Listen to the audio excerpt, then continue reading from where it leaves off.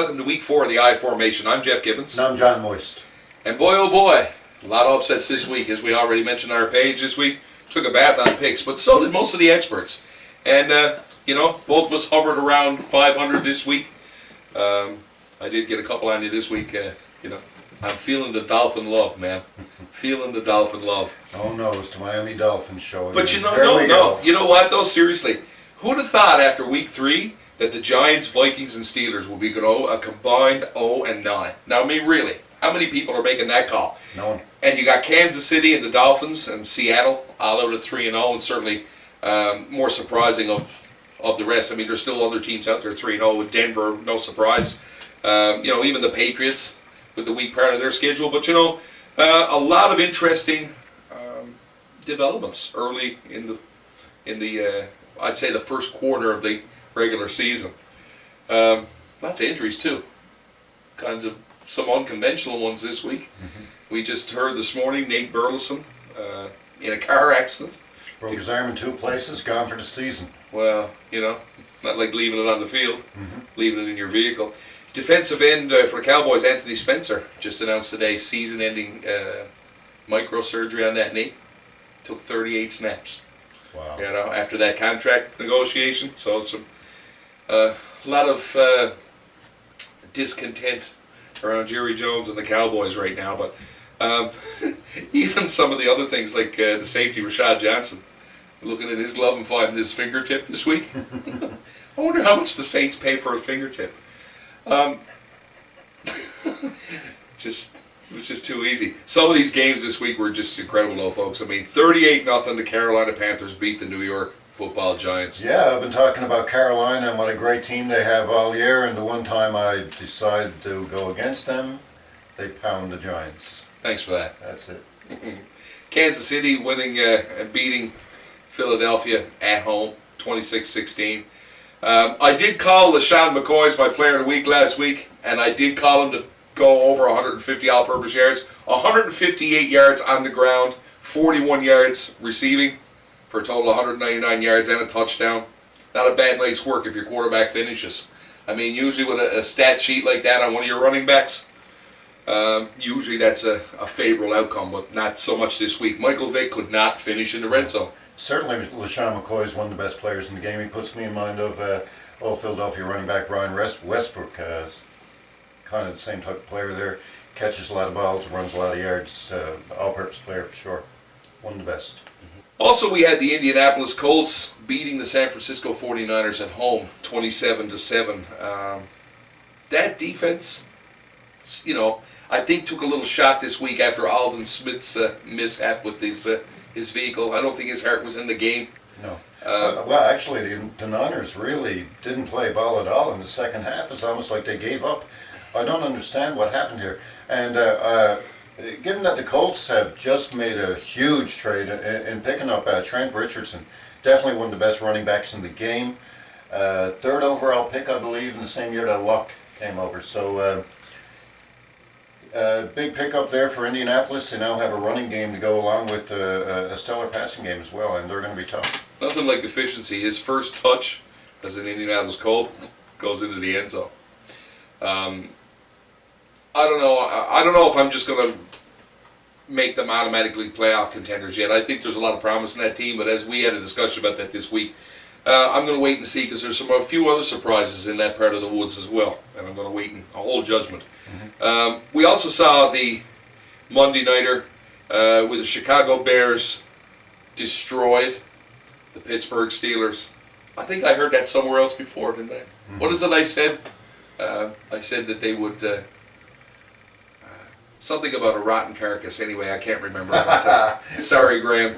And yes, your points and your comments were well taken. We were glad to see you got to see the show. And the Bears defense did come up with 5 turnovers in this one, which is fantastic. But at the same time, they gave up over 400 yards of passing to Ben Roethlisberger. So not all great there for Chicago.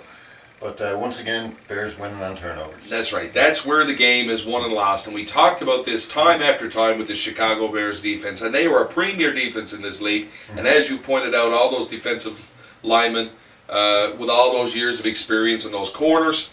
Major Wright had a pick 6 this week.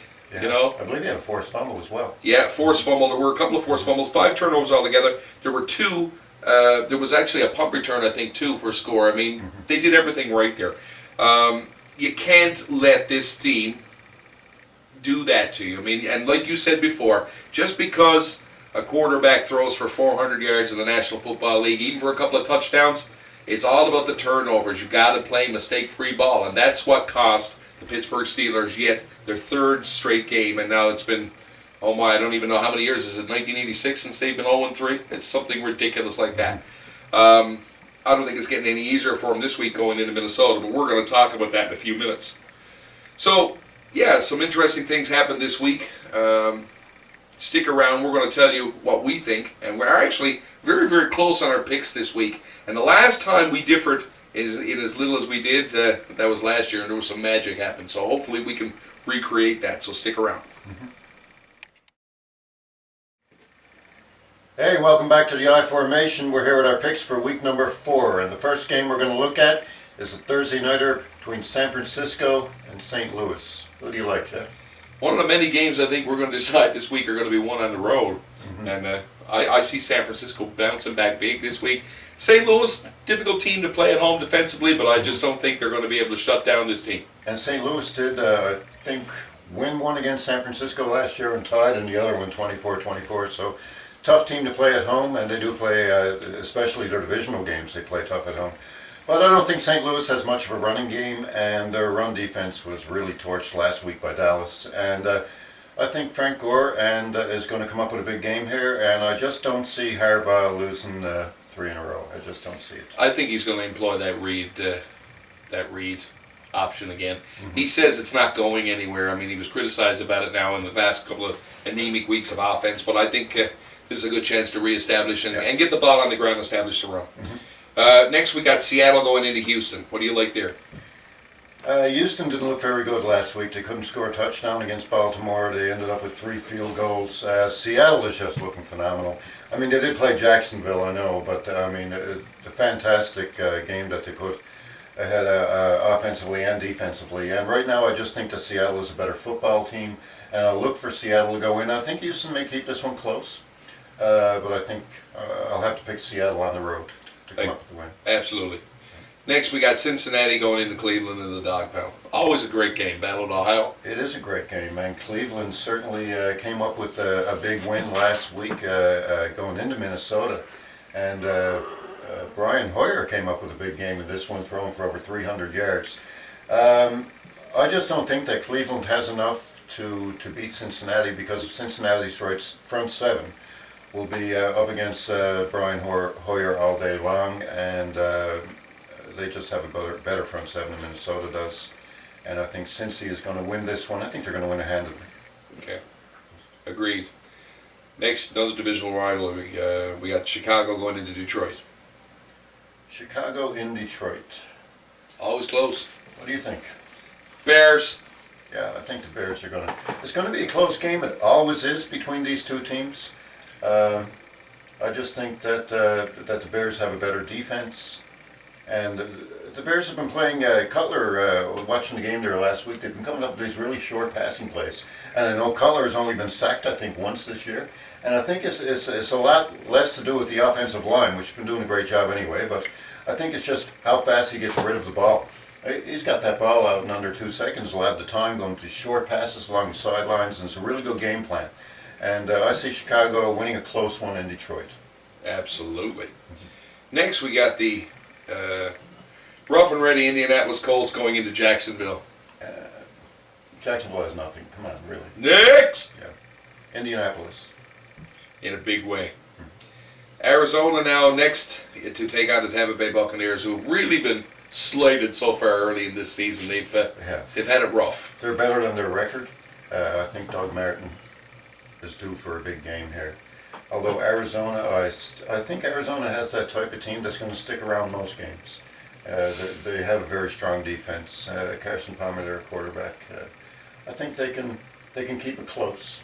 But in Tampa Bay's defense at home against the run, I think. And Arizona does not travel well. I think they were 1-7 on the road last year. They're just not a good traveling team. Absolutely. Tampa. Next, we got the lowly New York Giants going into Arrowhead to play the Kansas City Chiefs. A year ago, you would have laughed at me here. Yeah, a year The ago. 3-0 Kansas City Chiefs, new and improved. And let me tell you, some great things happening. Tough gig for the Giants. Eli Manning has been his own worst enemy this year. 8 interceptions already. And good thing he's looking to cut down on those this year. I just imagine what he would have been before his game plan. And now he's got to go into Arrowhead, and Kansas City played the Thursday nighter, so they're going to be. They have extra rest, and the Giants are on short rest. Too many issues for the Giants to correct on a short week here. And I think that Alex Smith, as I've mentioned so many times before, once again, has not thrown an interception this year. And we both like the Chiefs here, I think. Absolutely. Yeah. Next, we got Baltimore in Buffalo to play the Bills.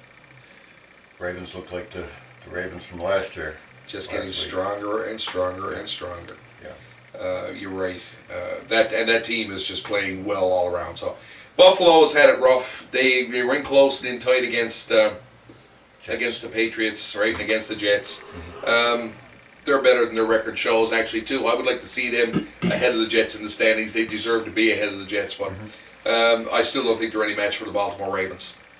Next, and this is the one that we've differed on one game this week, and this next one is the one. Another important game. 2-0-3 teams. Pittsburgh goes into Minnesota to play the Vikings. Yeah. Let's hear your take on this first. I just think that Pittsburgh is a lot better than what their record is. They showed me some stuff there against the Bears. If they can keep them turning that ball over, Roethlisberger put up over 400 yards through the year. They had Antonio Brown, who had a fantastic game, couple of touchdowns. I think he might have had about 170 yards. And they have Bell, who is playing for the first time this week. Maybe they'll get a running game going there. I just think that Pittsburgh is hungry. And Minnesota showed me nothing against Cleveland. They're giving up over 300 yards to this guy, Brian Hoyer. And now they're facing Roethlisberger. I just think that Pittsburgh comes up big this game on defense. Palomalu will have a big game. And I think that Pittsburgh will win a close one against Minnesota. Okay.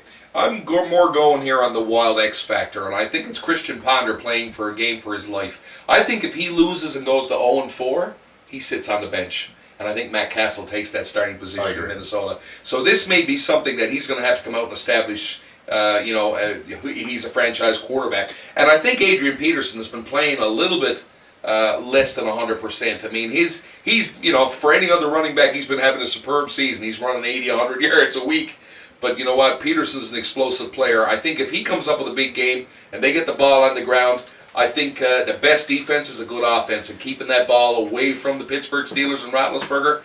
And you know what? A lot of the the negative attention, has gone towards Ponder and that offensive part of the team. So I think quietly, maybe there are some really good defensive players in that Minnesota defense that can cause problems with a very weak offensive line. So if they can get to Roethlisberger, I think that they can win this. They got the home factor. That's my take on it. So we're splitting on this, and I think this is going to be an incredibly close game. I think so too. So maybe inside of a field goal. So we'll have to wait and see. It's almost a flip of a coin. Pittsburgh's veterans defense against Ponder. I like Pittsburgh. Okay. Next we got the New York Jets traveling to the Tennessee Titans. Who do you like? I like the Titans here. They're looking really good this year. Tennessee is the only team in the NFL that has not turned over the ball this year. That's an amazing statistic. They're going up against a Jets team that's playing very well on defense. They sacked E.J. Manuel 8 times last week. I think this is going to be a close game. But Kendall Wright and Washington and Tennessee that had big games through the year. And Jake Locker is playing mistake-free ball. And I think that the Titans have a good, strong, young defense, and I think that they'll win a close one against the Jets. 4 or 5 points, perhaps. It's a lot of shock factor in week 4 here, you know. Jake Locker is playing mistake-free ball. Like, who thought we'd be saying things like the 3-0 Kansas City Chiefs and the 3-0 Miami Dolphins? Same idea. Yeah, I agree with you 100% here. I think Tennessee wins this at home. Look for a big game from Johnson. Yeah, Johnson has had back-to-back 90-yard games. He's due for 100. Yeah, that's right. Next, we got Philadelphia fluttering into Denver to take on your Broncos. And Philadelphia's pass defense is pretty bad as it is. Now they got to face Peyton Manning, who has set an NFL record with 12 touchdown passes in the first 3 games of the season. Eclipsing who? Tom Brady. Eclipsing Tom Brady. That's even better. Yeah, I know. Also, he has tied a record that was set by Michael Vick, I believe, in 2010. Vick started the season with 12 touchdowns before an interception, so he's tied that record as well. He was 32 of 37 in the game the other night, and I mean, 86. I believe that's about 87% of your passes that you're hitting. Manning is just picking defenses apart right now, and the way Philly's pass defense is playing, this could be ugly. It's a cheesecloth. I agree with you. It's not going to be pretty at all. Mm-hmm. The only chance they have is pounding the Brock. And I think using maybe going. I think Kelly might throw that quick offense at him. Yeah. But you know what? Peyton Manning is a genius when it comes to controlling the clock himself and being able to. You know, he's the 12th man on the field at all times. So yeah, I don't see this to be close. I see this to be take the over. Yeah, I mean Manning's actually thrown for almost 1,200 yards in his first 3 games total. So. Okay, next we got Washington to visit the Oakland Raiders. And surprisingly, we agree on this. We're both taking Washington here. Starting to see glimmers of hope with that defense. I mean, there's still some weakness in the secondary, but they showed things in the last game that they played that, you know what, they can make big plays. Mm-hmm. And I think against this Oakland team, they're going to be able to shut this team down. Yeah. They looked pretty good against Detroit, actually. They did lose the game, but I think that game could have gone either way.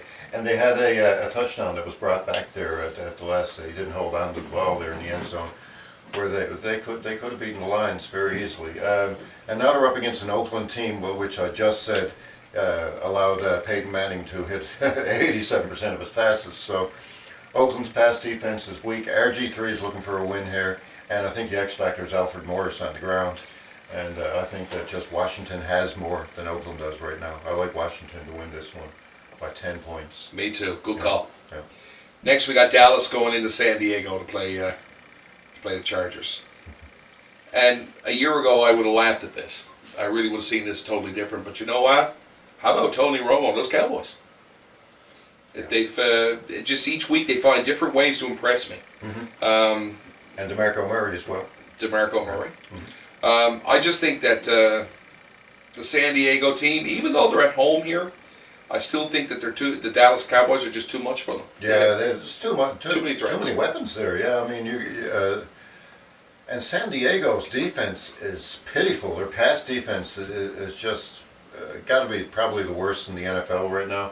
Maybe with the exception of the Redskins, but I think the Redskins can play better this week and come up with a win. But San Diego's pass defense is not going to be able to keep up with the weapons that Dallas has through the year with Jason Witten and with Des Bryant, Miles Austin. Who else we got? I mean, too many weapons. Yeah, it's this field is spread fairly well, and Romo has come up. He's found ways to win games that are close, and that's always been a criticism of him, losing games late in third and fourth quarters. Mm-hmm. But hopefully he holds here. I think he goes into San Diego and gets the win. We're finding a lot of potential wins on the road this week, which is kind of interesting. Yeah. Next, we've got the New England Patriots at 3-0, going into the Dome to play the Atlanta Falcons. What do you think? Well, I got to tell you, right now we've got Matt Ryan, the Iceman, melted in Miami last week. Ryan Tannehill and Pete Prisco and Pat Kerwin and Sheen all came up saying the same kinds of things today. They brought Miami up into the, we moved them up. We'll talk about that in a minute. But the Falcons dropped off in the power rankings because they weren't able to execute. They, defensively, I know they're beat up, but I mean, they've got quite a defense and one of the best corners in the game in Asante Samuel. I mean, for reading defenses, and I think that this team is better than its 1-2 record, but they really need to win this game at home. I think you're going to have Matt Ryan pissed off after losing in Miami, going home to where he's lost. You can count almost on one hand how many games he's lost in that Dome. And he's playing a New England team that I think is not the 3-0 team that they're coming across as. They're not a strong 3-0 team at this point. They could be in the future, depending on their wideouts and how that receiver core firms up. I don't think Tampa Bay was much of a test for that, but I think that this defense is going to be. And as a matter of fact, I don't think Brady and company are going to be able to beat them at home. I'll flat out say that I don't think Brady and company are as good a team as the Atlanta Falcons right now. They have some good rookie receivers, and of course Brady's a great quarterback. You can hit me now. And but Matt Ryan, once again at home, is nearly unbeatable. And New England, of course, at 3-0 are doing a good job this year. But I don't think that the rookie receivers are going to be able to keep up with the corners in Atlanta. And Atlanta has some big-time threats there as well. I know Steven Jackson has gone down, but they do have Rodgers and Snelling on the ground, so they're fine on the ground. And I think Atlanta will win this one by a score. New England will keep it close. Yeah, as they always do. Yeah. The cameras are rolling. Finally, we got the Monday Nighter. And we've got the 3-0 Miami Dolphins, Field of Love. The 3-0 Miami Dolphins. First time since 2002, 3-0 Miami Dolphins. Did I tell you? The Miami Dolphins are 3-0. All right. Yeah, I've heard Going that a into few the Big times Easy. this week. Going into the Big Easy, and you will continue to hear that. Going into the Big Easy to play the New Orleans Saints. Got to tell you, the Saints put 31 points on the board this week in their win. Drew Brees at home, just again this week. But I'm going to say something. We both picked New Orleans this week because exactly what we picked them last week. They're at home. It's the New Orleans Saints. That defense is very strong, you know, with the acquisitions or the return of all the players that sort of fell out by the wayside, you know, through the whole Bounty Gate thing last year. They're playing as a team. They're playing strong. They're playing effective, and they're 3-0. The last time they went 3-0, guess what happened? They won the Super Bowl. So, you know, there's a lot of building momentum. But I will say, I would love to see this pick go by the wayside this week. And I think if the Miami Dolphins played at the top of their defensive game, they could force turnovers that will keep this game close. Tannehill's getting better every week. So they could put a good show up against the Saints.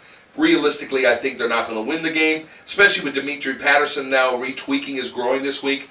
You've also got Cameron Wake with a mild MCL sprain diagnosed this week, probably out 1 to 2 weeks. Deion Jordan came in, did decent work for him, but you can only have so many holes in that secondary before you start to run into problems. And I think there's a lot of offense there with Graham, Robert Meacham. You know, he's got all kinds of good threats, offensive threats, and I think they spread the ball out and they beat Miami that way. Yeah, and speaking of great defenses, New Orleans defense has not been talked about enough this year. When we think New Orleans Saints, we automatically think about Drew Brees and offense, but the Saints have come up with a swarming defense this year, and as much as I don't like Ryan as a defensive coordinator, just because he got a big mouth, he's doing a great job. And I think that the Saints will get through the Miami offensive line that has allowed Ryan Tannehill to be sacked 14 times this year, and there might be a little bit of a weakness there in that Miami offensive line. And I think Tannehill is going to have a hard day. And Tannehill's having a great season, but to ask Miami to go in against Drew Brees in the Dome and come away with a win this week, I think it's a little bit too much. And I like Miami to keep it close, but I do like New Orleans by a score. Me too. Yeah. The only way Miami beats these guys is if they turn the ball, yeah, get them to turn the ball over more than they do. Mm-hmm. And you're right, that O-line is the one piece that they have to worry about with Tannehill. And he's hit away that problem quite well so far because he's able to get out of that pocket, he's able to make plays. But you're right, if you got a swarming defense like the New England or the New Orleans Saints, that is going to be problematic. So yeah, I like the Saints at home as well. So that's our picks for this week, folks. Stick around, we're going to tell you who our players and teams of the week will be. Hi, we're back. And we're going to pick our teams and our players of the week. Who do you like as player of the week, Jeff? I like Robert Griffin III, Washington Redskins, to get back on track this week. He's facing an Oakland team that got torn apart by Denver. And I don't think Oakland's secondary is playing very well right now. And I think Griffin III has something to prove. Washington has a better team than their record, and they'll get back on track this week. And I like RG3 to have a big game. Okay. I'm going with Andrew Luck this week from the Indianapolis Colts. I think they go into Jacksonville and it's a carnage. I think he exploits every part of that Jacksonville team, and he's going to run the ball. I think he's going to throw the ball. He's going to go all different directions, stretch that field. I think he's just going to have a monster week offensively. Okay. My team of the week this week, the Atlanta Falcons. I think that at home, they hold court against the New England Patriots and hand them their first loss of the season. I think it's going to be defensively and offensively evenly spread. I think that Atlanta Falcons defense, beat up as it is, will handle that receiving core that Brady's been having so much trouble getting going already early in the year, and just been managing against teams like the Bills, right? And I think that this is a premier team that is going to take that New England team down a notch. Who do you like this week? I like the Tampa Bay Buccaneers, a team who is much better than their record. They have a very strong defense. They have Doug Martin on the ground. Josh Freeman really needs to improve his play at quarterback. But I see them at home this week, needing to prove something up against a weak Arizona team. I should say Arizona is weak on the road. They're a very weak road team. And I see Tampa Bay coming up with a big win in this one. Well, there you have it, folks. Picks back on the board. Last time we went one apart like this, we finished 25-1, I think it was, remember? Mm-hmm. Hopefully now we're going to be back on swing. Come back next week, see how we did, and we're about a quarter way through the season after this week coming, so things are starting to gel, things are starting to shape up. Remember to come and see our Facebook page, the I Formation, all one word, and give us a like. Share our page for us. Let's get the good word out there. Make sure you come and see our YouTube videos once a week, and our channel is Omega Adam 474, all one word. We'd love to get your feedback on our page, on our Facebook page. Drop us a line, give us your picks, let us know what you thought of the show, let us know what you're thinking about what's going on in the NFL. We're always looking for some good discussion. So thanks again for coming to see us. And until next week, it's good night from me. And it's good night from him. Have fun.